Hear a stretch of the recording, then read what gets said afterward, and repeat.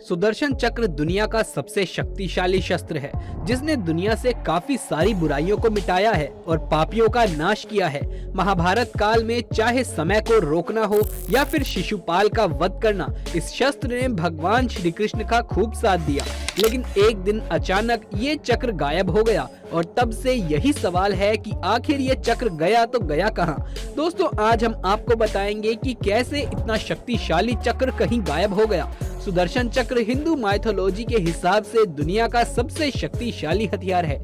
ये कोई आम हथियार नहीं है, ये एक ऐसा हथियार है जो दुश्मन का एक ही पल में सर्वनाश कर सकता है। ये भगवान विष्णु का अस्त्र था, जिसे भगवान विष्णु और उनके अवतार ही धारण कर सकते थे। एक ऐसा अस्त्र जिसका निशाना कभी भी नहीं चूकता। भगवान श्री कृष्ण जब भी इसे जिस भी कारण के लिए छोड़ते थे, ये चक्र वही काम करके आता था। सुदर्शन चक्र एक ऐसा अचूक अस्त्र था जिसे छोड़ने के बाद ये लक्ष्य का पीछा करता था। ये आजकल के मिसाइल, रॉकेट, ये सब इस चक्र के आगे बहुत कमजोर हैं। सुदर्शन चक्र भगवान विष्णु के मन की बात सुनता था और उन्हीं की आज्ञा मानता था। पुराणों के मुताबिक ये चक्र किसी तरीके से नहीं चलाया जाता था, बल्कि ये तो इच्छा शक्ति के हिसाब से काम करता था। ये चक्र कभी गलती नहीं करता था। जिसे मारने के लिए इसका इस्तेमाल किया जाता था, ये उसी को मारकर वापस लौटता था। इस वजह से भगवान विष्णु इसे सोच समझकर ही इस्तेमाल करते थे। महाभारत के युद्ध में श्री कृष्ण ने आखिरी बार शस्त्र का इस्तेमाल किया था और उसके बाद सुदर्शन चक्र के इस्तेमाल का कभी भी कोई जिक्र नहीं मिलता। आखिर कहाँ गया ये शक्तिशाली चक्र, ये आज हम आपको बताएंगे दोस्तों। लेकिन उससे पहले जानते हैं कि ये चक्र दिखता कैसा था और भगवान विष्णु को आखिरकार ये मिला कहाँ से। इस चक्र की आकृति को लेकर भी पुराणों में अलग अलग वर्णन मिलता है। ऋग्वेद के मुताबिक सुदर्शन चक्र एक गोल चक्र है जिसमें 108 ब्लेड हैं। ये चक्र कई योजन की दूरी तय कर सकता है। एक योजन में करीब 8 माइल्स होते हैं। वामन पुराण के मुताबिक इसका केंद्र वज्र से बना हुआ है। इसके केंद्र में 12 तिलियां हैं तो वहीं 6 नाभि हैं। 12 तिलियां 12 महीनों को दिखाती हैं तो 6 नाभि 6 ऋतुओं को दिखाती है। वही सुदर्शन चक्र के अस्तित्व को लेकर भी हर किसी के अलग अलग मत है।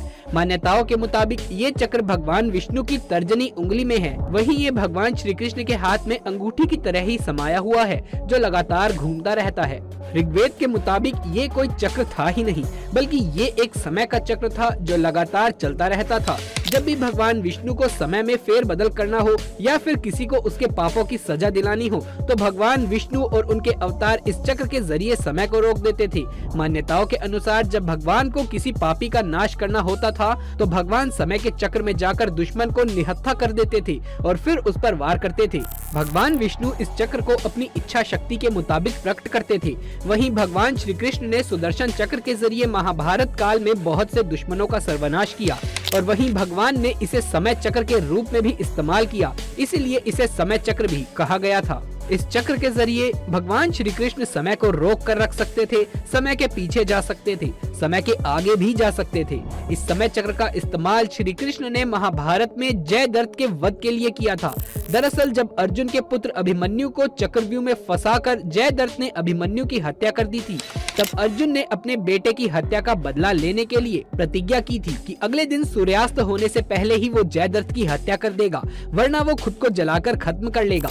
अगले दिन कौरवों की सेना शाम तक जयद्रथ की रक्षा करती रही और अंत में जब अर्जुन निराश हो गया, तब भगवान श्री कृष्ण ने अपनी माया की और कुछ देर के लिए सूर्य को छुपा दिया, ताकि कौरवों को ये भ्रम हो सके कि सूर्यास्त हो गया है। जब कौरव बहुत खुश हुए और अर्जुन बहुत निराश, तब श्री कृष्ण ने अपनी माया समेट ली और सूर्य को वापस उदय कर दिया। ये देखकर जयद्रथ घबरा गया और उसे अपनी मौत सामने दिखने लगी। तब अर्जुन ने अपने बेटे की मौत का बदला जयद्रथ को मारते हुए लिया और उस समय श्री कृष्ण ने सुदर्शन चक्र के जरिए समय को कुछ पल के लिए रोक दिया था और कौरवों को भ्रमित कर दिया था। इसके अलावा जब अर्जुन युद्ध से घबराए हुए थे और वो युद्ध में भाग नहीं लेना चाहते थे और बहुत दुखी थे, तब उनको उनके कर्तव्य का ज्ञान कराने के लिए श्री कृष्ण ने उन्हें गीता का उपदेश दिया था और उस समय श्री कृष्ण ने अर्जुन को गीता का ज्ञान देते समय सृष्टि के समय को सुदर्शन चक्र की सहायता से रोक दिया था और अर्जुन को ये ज्ञान दिया था। बाद में उन्होंने इसी चक्र की मदद से वापस सब कुछ पहले जैसा भी कर दिया था। दोस्तों, इन्हीं सब बातों को लेकर लोगों के अलग अलग मत है। कुछ का कहना है कि ये चक्र भौतिक हथियार था ही नहीं, ये तो बस भगवान विष्णु की इच्छा शक्ति से पैदा होता था और भगवान विष्णु इसे जिस तरीके से चाहे इस्तेमाल कर सकते थे। ये भगवान विष्णु की इच्छा शक्ति से पैदा होने के बाद हवा और आग के संयोग से अपना काम करता था। वहीं कुछ लोगों का मानना था कि सुदर्शन चक्र एक भौतिक हथियार था जो भगवान विष्णु और उनके अवतारों को ही मिलता था और सिर्फ वही इसे चलाने की विधि जानते थे। पौराणिक कथाओं के मुताबिक सुदर्शन चक्र की उत्पत्ति को लेकर अलग अलग कथाएं जुड़ी हुई हैं।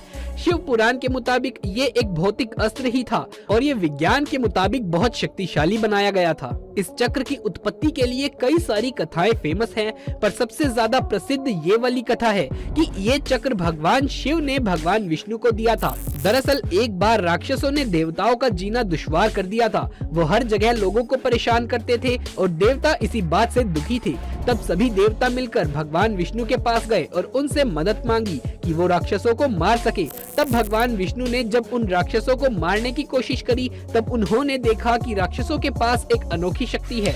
जैसे ही वो राक्षसों को मारते हैं, वो राक्षस खुद ही ठीक होकर वापस जिंदा हो जाते हैं। तब भगवान विष्णु ने सोचा कि अब सिर्फ भगवान शिव ही उनकी मदद कर सकते हैं। तब भगवान विष्णु भगवान शिव की शरण में गए, लेकिन उस समय भगवान शिव साधना कर रहे थे।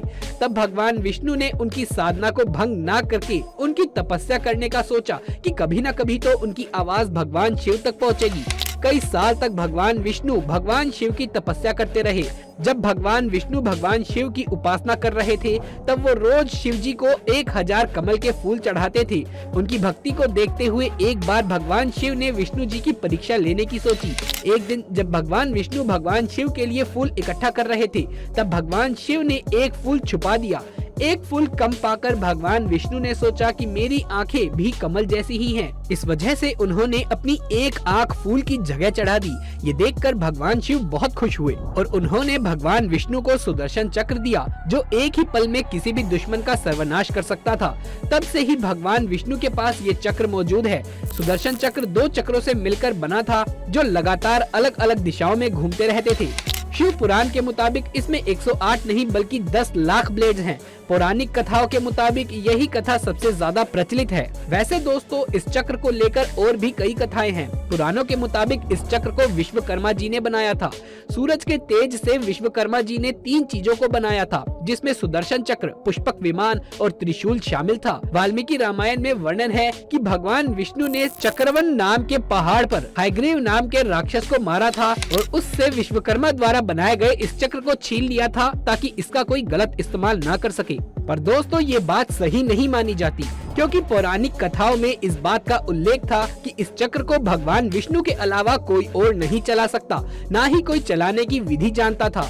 कुछ शास्त्रों में ये भी लिखा है कि इसे भगवान बृहस्पति ने बनाया था। उन्होंने ये चक्र ब्रह्मा, विष्णु, महेश तीनों शक्तियों को मिलाकर बनाया था और अंत में उसे भगवान विष्णु को सौंप दिया था। ये कथाएं दोस्तों कुछ मतों में सही नहीं लगती। लोगों का मानना है कि भगवान विष्णु ने ये चक्र खुद ही पैदा किया था, क्योंकि वो खुद को चक्रधारी मानते थे। ये तो सभी मत इस चक्र की उत्पत्ति को लेकर हैं, लेकिन जो बात आज भी रहस्यमय बनी हुई है वो ये कि आखिर ये सुदर्शन चक्र आज है कहाँ। भगवान विष्णु जी का भगवान श्री कृष्ण के बाद कोई अवतार नहीं हुआ और न ही उनके बाद कभी इस चक्र का कोई उल्लेख हुआ। दोस्तों, इस सवाल का एक जवाब भविष्य पुराण में मिलता है कि जब भगवान श्री कृष्ण ने अपनी देह त्यागी, उसके बाद ये चक्र भी उनके साथ ही धरती में समा गया और आज भी ये वहीं पर है। कलयुग में अपराध बढ़ जाने पर भगवान विष्णु कल की अवतार लेकर वापस आएंगे, तब ये चक्र भी उनको मिल जाएगा, क्योंकि ये चक्र चक्रधारी विष्णु जी का है। तो दोस्तों, ये थी सुदर्शन चक्र के बारे में पूरी जानकारी। दोस्तों, आप सुदर्शन चक्र को लेकर क्या सोचते हैं, हमें कमेंट बॉक्स में लिख करके जरूर से बताइए। यदि ये वीडियो पसंद आया हो तो इसे एक लाइक करके अपने दोस्तों और रिश्तेदारों में शेयर कर दें। कमेंट बॉक्स में जय श्री कृष्ण जरूर से लिख दें। यदि आगे भी ऐसे वीडियोस देखते रहना चाहते हैं तो चैनल को सब्सक्राइब अवश्य से कर लीजिए। जल्द मुलाकात होगी आपसे अगली वीडियो में, तब तक के लिए आप सभी का धन्यवाद।